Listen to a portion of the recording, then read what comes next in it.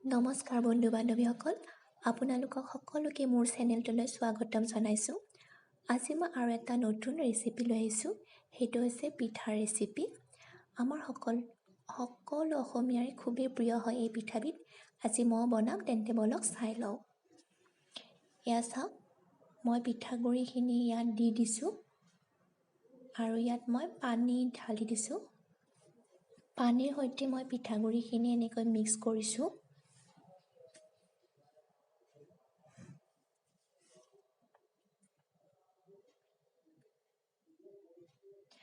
ইয়াত মই আধা চামুচ নিমখ দি দিছোঁ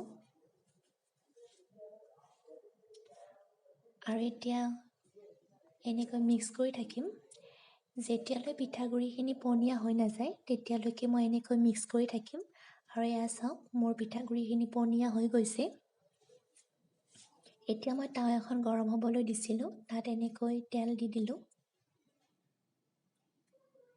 এতিয়া পিঠাগুড়িখিনি ইয়াত দি দিছোঁ।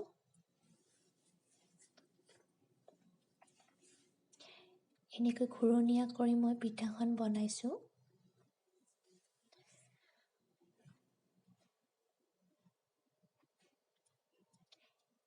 এতিয়া 5 মিনিট 10 মিনিটৰ কাৰণে মই ইয়াত ঢাকনিখন মাৰি থৈ দিলোঁ।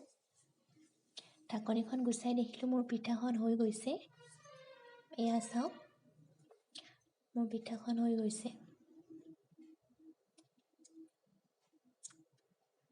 এনেকুৱাকৈ মই বহুতকেইখন পিঠাই বনালোঁ।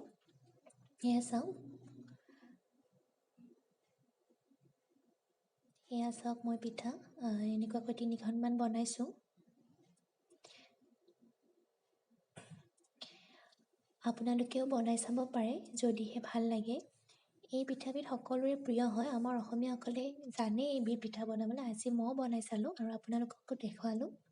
তেন্তে মোৰ যদি ভিডিঅ'টো ভাল লাগিছে, লাইক, শ্বেয়াৰ এণ্ড ছাবস্ক্ৰাইব কৰি দিব। ধন্যবাদ।